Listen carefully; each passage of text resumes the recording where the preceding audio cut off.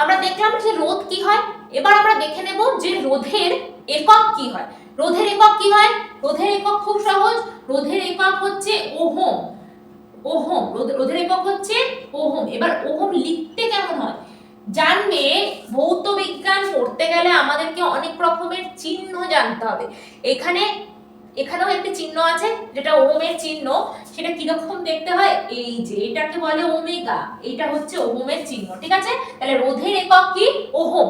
এবার রোধ, পরিবাহীর রোধ কিসের কিসের উপর নির্ভর করে, এইটা কোশ্চেনে আসে। তাহলে কি কোশ্চেন? পরিবাহীর রোধ কিসের কিসের উপর নির্ভর করে। আমি লিখে নিই কোশ্চেনটা।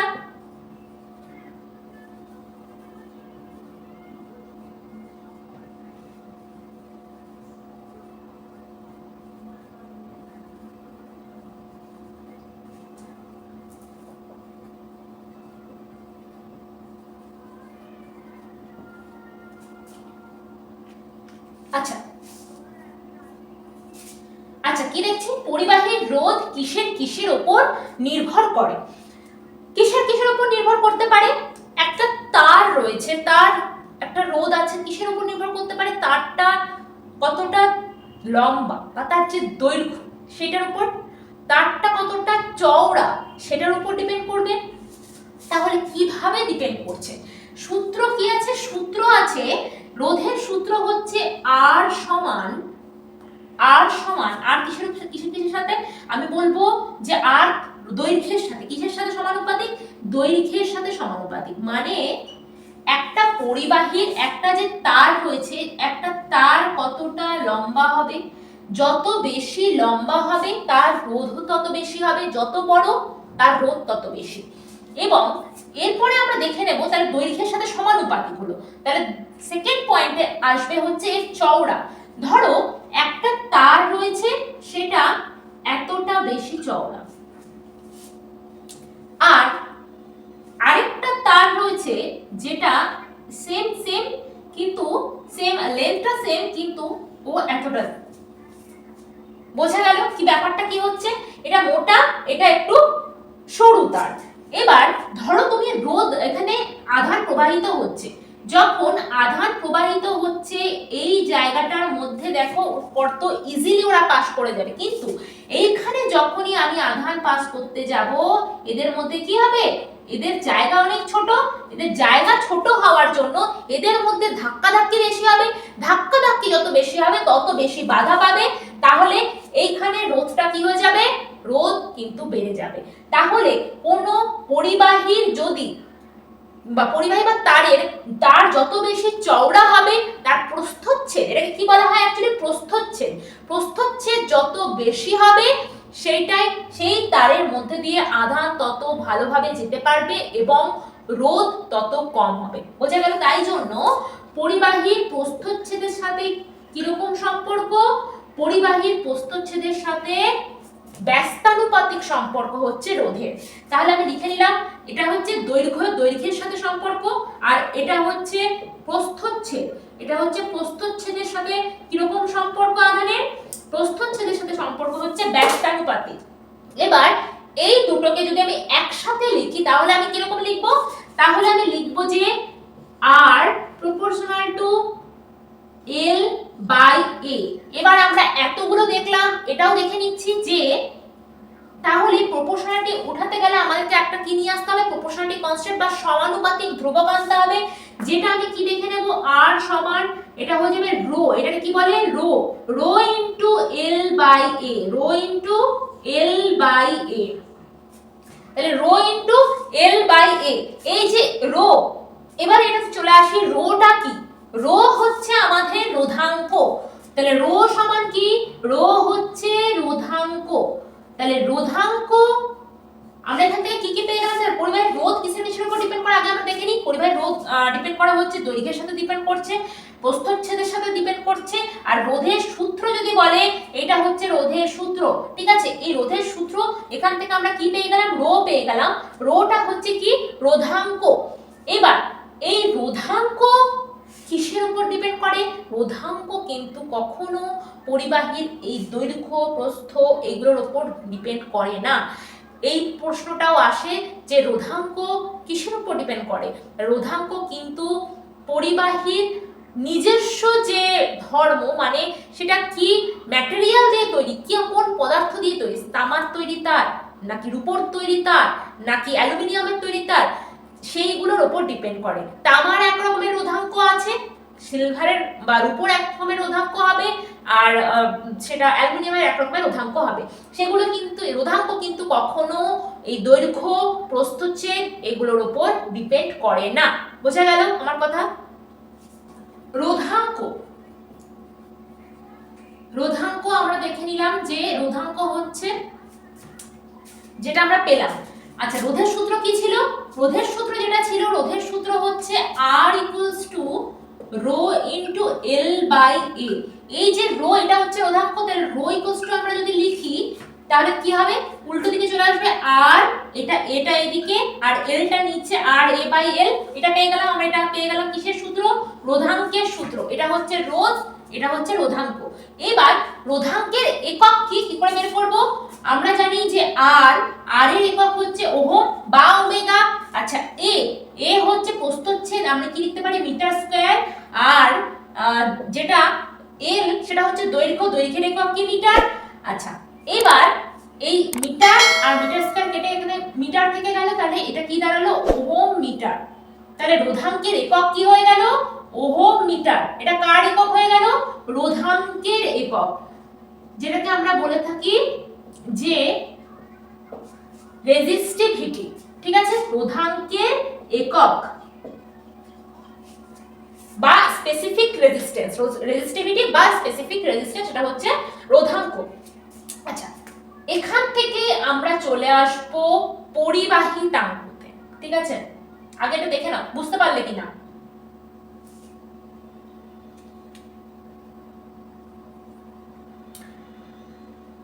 দেখো, এখান থেকে আমরা রোধাঙ্কের সংজ্ঞা বলতে পারি যদি একক প্রস্থচ্ছেদের, একক দৈর্ঘ্যের এবং একক প্রস্থচ্ছেদের কোনো তারের যে রোধ, কোনো তারের মধ্যে দিয়ে তড়িৎ প্রবাহিত হলে তার যে রোধ সৃষ্টি হবে সেটাই রোধাঙ্ক। এই যে সূত্র থেকে আমরা কিন্তু সংজ্ঞা বের করে নিতে পারি। তাহলে এল যদি আমরা 1 বসিয়ে দিই, এল এর ভ্যালু যদি 1 বসিয়ে দিই, এর ভ্যালু যদি 1 বসিয়ে দিই, তাহলে সেক্ষেত্রে কি হবে? রো ইকুয়ালস টু কি হয়ে যাবে? রো ইকুয়ালস টু আর হয়ে যাবে। তাহলে এটা যদি 1 বসিয়ে দিই, এটা যদি 1 বসিয়ে দিই, তাহলে কি হয়ে যাবে? রো ইকুয়ালস টু কি হয়ে যাবে? আর হয়ে যাবে। তাহলে আমরা এখান থেকে কি বলতে পারি? রোধাঙ্কের সংজ্ঞা পেয়ে গেলাম। যদি একক দৈর্ঘ্য এবং একক প্রস্থচ্ছেদ বিশিষ্ট কোনো তারের মধ্য দিয়ে তড়িৎ প্রবাহিত হয়, তাহলে যে রোধ সৃষ্টি হবে সেটাই ওই পরিবাহী রোধাঙ্ক। বোঝা গেল? এইবার আমরা এখান থেকে চলে যাব কিসে? পরিবাহিতাঙ্ক। পরিবাহিতাঙ্ক জিনিসটা কি জিনিস? পরিবাহিতাঙ্ক, পরিবাহিতাঙ্ক, পরিবাহিতাঙ্ক কি? এই যে রোধাঙ্কের যে অপোজিট সেটাই হচ্ছে পরিবাহিতাঙ্ক। এটাকে বলা হয় সিগমা। সিগমাকে পরিবাহিতাঙ্ক প্রকাশ করি আমরা কি দিয়ে? সিগমা দিয়ে। Sigma equals to 1 by rho. ঠিক আছে, এবার 1 বাই রো যেহেতু এটা উল্টে গেল, তাই জন্য এটার মধ্যে একটা ইন্টারেস্টিং জিনিস আছে কি? রোধাঙ্কের একক আমরা কি দেখেছি? Ohm meter. যেহেতু রোধাঙ্ক উল্টে গেছে, তাই জন্য পরিবাহিতাঙ্কের এককও উল্টে যাবে। কিরকম হবে? তাহলে এটাকে উল্টে দিলে কি হয়ে যাবে? ওহম ছিল, তাহলে ওহমটাকে উল্টে দিলে আমরা কি পেয়ে যাব? ওহম ইনভার্স পেয়ে যাব। আর কি পেয়ে যাব? মিটার ইনভার্স পেয়ে যাব। এটাকে আমরা আরেকটা ভাবে লিখতে পারি, ওহম ইনভার্স কে উল্টো করে দাও, মো, MHO, মো মিটার ইনভার্স। ये মো কে ধাগে, সাইনটাও ঠিক উল্টে যাবে। এটা হয়ে গেল মো এর সাইন। ঠিক আছে, মো মিটার ইনভার্স। তাহলে এটা কার একক হয়ে গেল? এই যে পরিবাহিতাঙ্ক, পরিবাহিতাঙ্কের একক হয়ে গেল। তাহলে এটা ছিল রোধাঙ্ক ওমেগা, ওমেগা উল্টে গেল এখানে, সেটা হয়ে গেল কি? মো হয়ে গেল। ঠিক আছে, ওহম থেকে মো। ये मोह मोह के धागे, আমরা গান করি না, তো সেই মো। আচ্ছা, ফিজিক্সের ক্ষেত্রে জিনিসগুলো একটু অন্যরকম হয়। আচ্ছা, এবারে আমরা তাহলে পরেরটা চলে যাচ্ছি। এটা আই থিংক তোমাদের বোঝা গেল। ये मोह मोह के धागे तेरी उंगलियों से जा उलझे, कोई टोह टोह ना लागे, किस तरह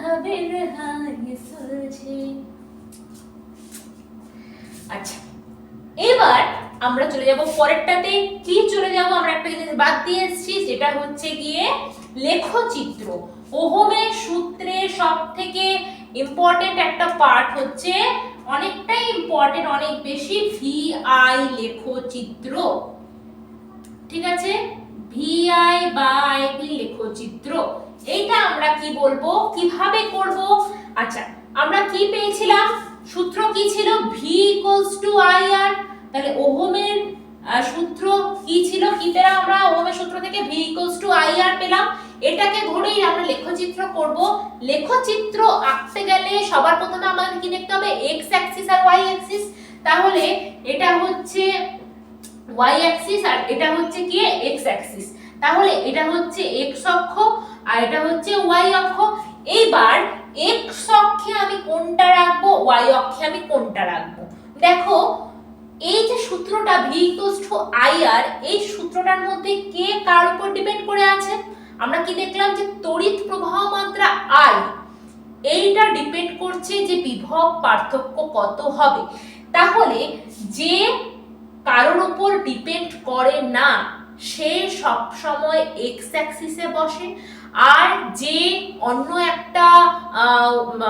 একটা যে আরেকটা উপাদান আছে সেটার উপরে ডিপেন্ড করে সে হয়ে যায় ওয়াই অক্ষে। কি বললাম, যে কারোর উপর ডিপেন্ড নয় সে হচ্ছে এক্স অ্যাক্সিসে, আর যে ডিপেন্ডেন্ট সে হবে ওয়াই অ্যাক্সিসে। তাহলে এইখানে আমি এক্স এর জায়গায় কি এক্স অ্যাক্সিসে কাকে রাখতে পারি, যে কে কারোর উপর ডিপেন্ড করছে না, এখানে বিভব প্রভেদ কারোর উপর ডিপেন্ড করছে না, ওই জন্য বিভব প্রভেদ বসে গেল এক্স অ্যাক্সিসে। আর এখানে আই, আই তো মেন কনস্ট্যান্ট কি আছে, আর আছে কনস্ট্যান্ট।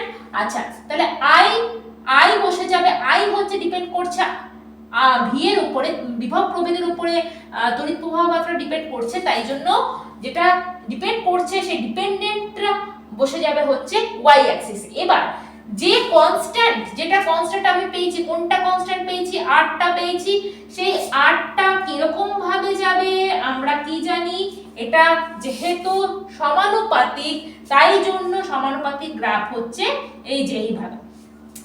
এটা কি, এটা হচ্ছে আমরা কি পেয়ে গেলাম, এটা আরটা কি ডিনোট করছে, আরটা ডিনোট করছে হচ্ছে রোধকে, পরিবাহীর রোধকে। এই ভিআই লেখচিত্র থেকে আমরা কি পাচ্ছি, পরিবাহীর রোধ আমরা পেয়ে যাচ্ছি।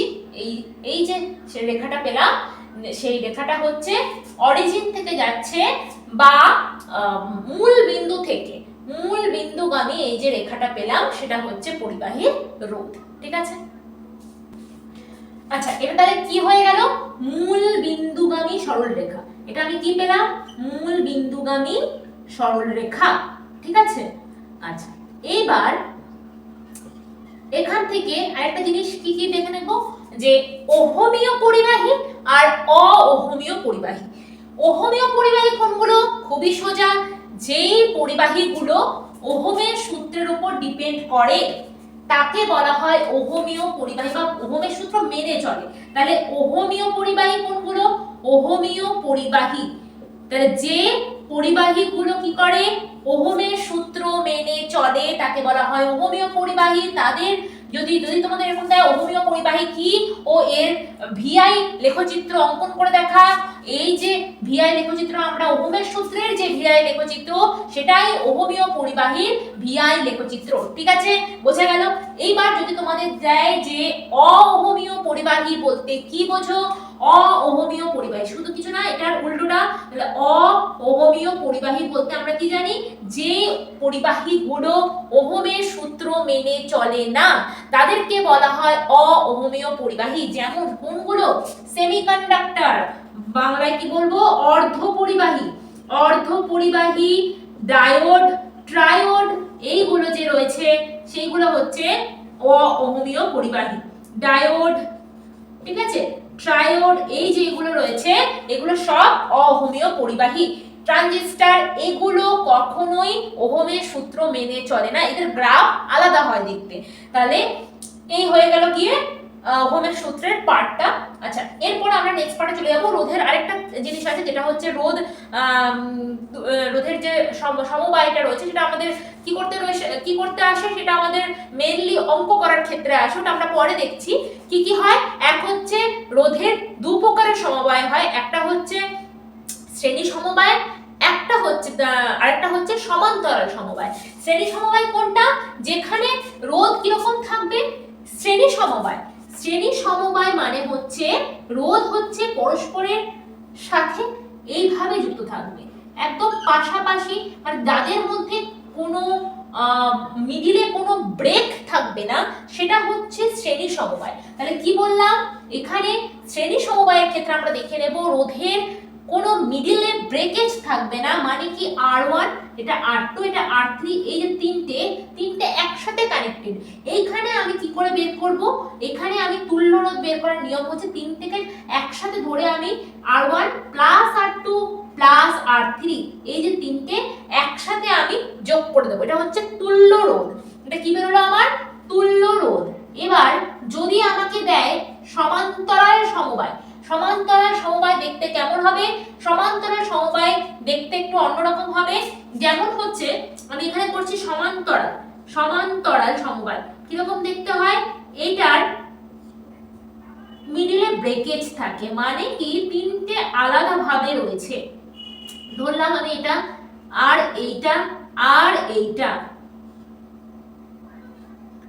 এই যে তিনটে কিন্তু আলাদা ভাবে, এই যে পয়েন্টটা, এই পয়েন্ট থেকে এটা আলাদা যাচ্ছে, আবার এই পয়েন্টে সেদিকে বেরিয়ে যাচ্ছে, এখান থেকে এই পয়েন্ট থেকে এটা আলাদা যাচ্ছে, আবার এই পয়েন্ট থেকে এসে এই তিনটে আলাদা যাচ্ছে, ঠিক আছে। তিনটে আলাদা আলাদা ভাবে কিন্তু যাচ্ছে। তাহলে এটা আলাদা, এটা প্রথমে এটা দিয়ে গিয়ে এটা দিয়ে বেরোলো, এটা তারপরে এটা, তারপরে এটা, তিনটে আলাদা ভাবে যাচ্ছে। এখানে R1 R2 আর R3, এই যে তিনটে রয়েছে, তিনটে রোধের মান আমি কি করে বের করব, এখানে তুল্য রোধ কি হয়ে যাবে, এখানে তুল্য রোধ বের করার নিয়ম হচ্ছে 1/R equals to 1/R1 plus 1/R2 plus 1/R3। এটা কি হয়ে গেল, এই সমান্তরাল সমবায় দেখলাম, এই সমান্তরাল সমবায়ের যে চিত্র সেটা আমরা দেখতে পেলাম। সমান্তরাল সমবায়, এই সমান্তরাল সমবায় এটা হচ্ছে তুল্য রোধ, বোঝা গেল। শ্রেণী সমবায়ের ক্ষেত্রে আমরা কি পেলাম, শ্রেণী সমবায়ের ক্ষেত্রে পেয়ে গেলাম হচ্ছে ডাইরেক্ট যোগ হয়ে যাচ্ছে, আর সমান্তরাল সমবায়ের ক্ষেত্রে কি দেখলাম যে 1/R করে হচ্ছে।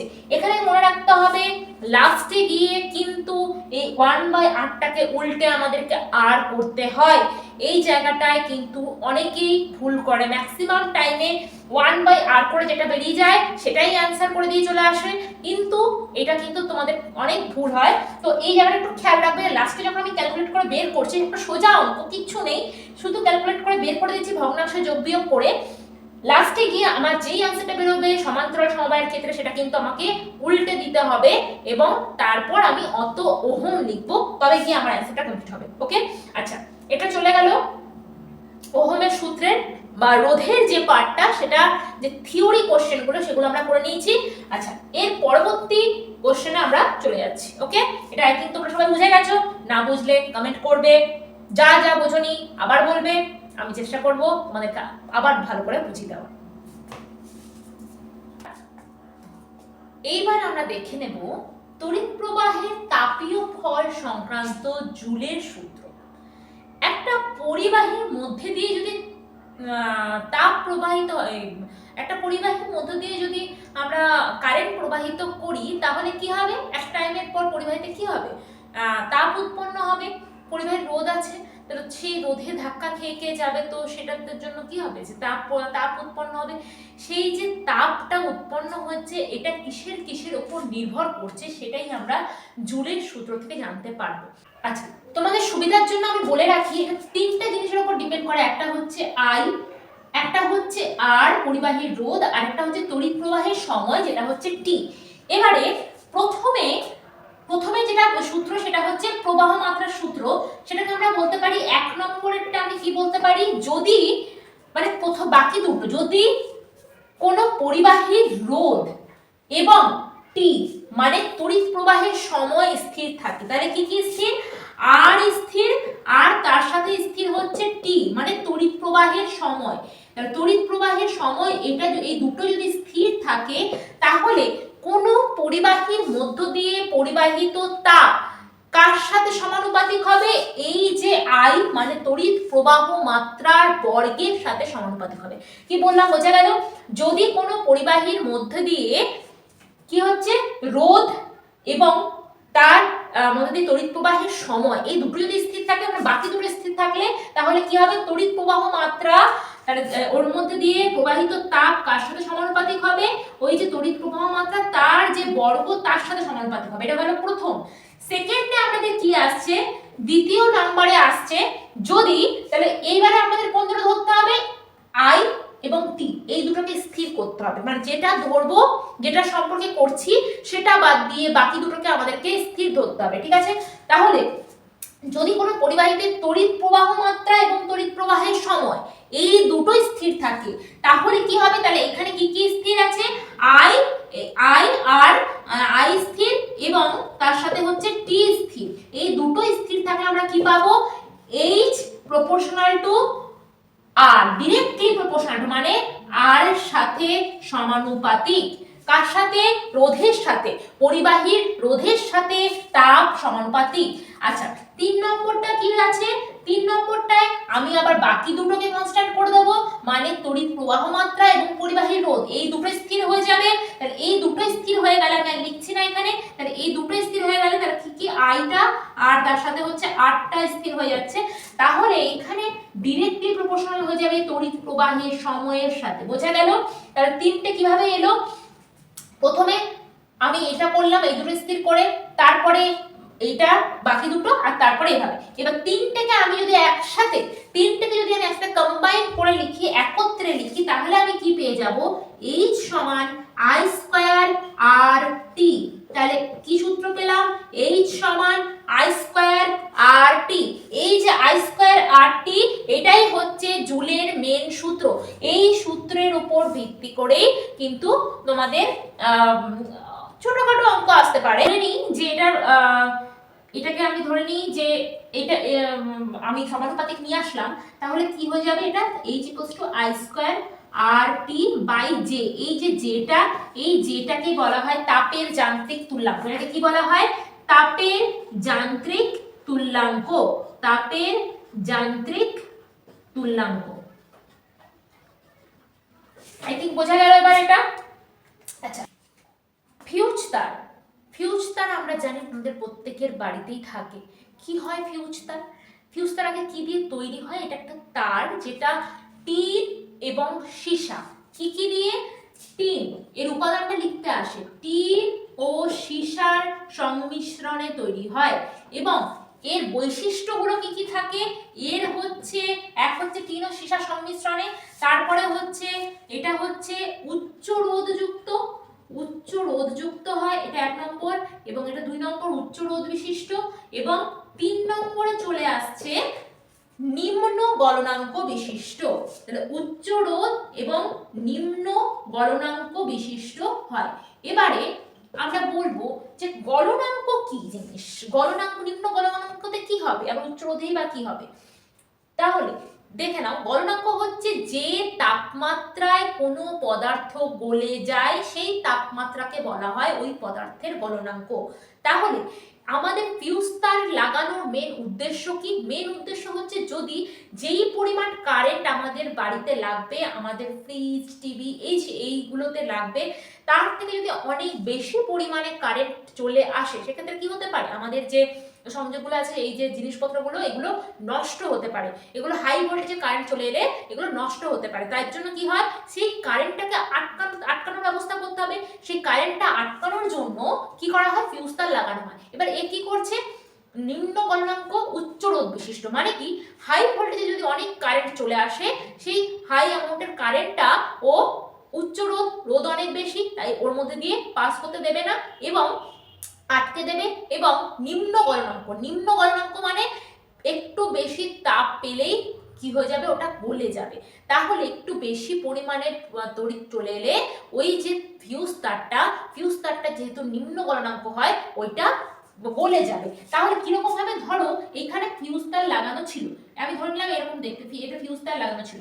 এইবার এই যে ফিউজ তারটা, এবার এখান দিয়ে উচ্চ মানের কারেন্ট এলো, উচ্চ মানের যখনই কারেন্ট চলে এলো, তখন এই জায়গাটা কি হলো, গরম হয়ে গলে গেল, গরম হয়ে কি হয়ে গেল, গলে গেল। যেহেতু গলে গেল তাহলে এখানটা কি হয়ে গেল, বর্তনী এখানে সংযোগ ছিন্ন হয়ে গেল। এই জায়গাটা দেখো, এই জায়গাটা কি হয়ে যাবে, এই জায়গাটা গলে গেল। যদি পুরোই গলে যায় তাহলে বর্তনীর সাথে এর কোনো যোগাযোগ থাকবে না, আর তাহলে এটাও বর্তনী ছিন্ন হয়ে গেল।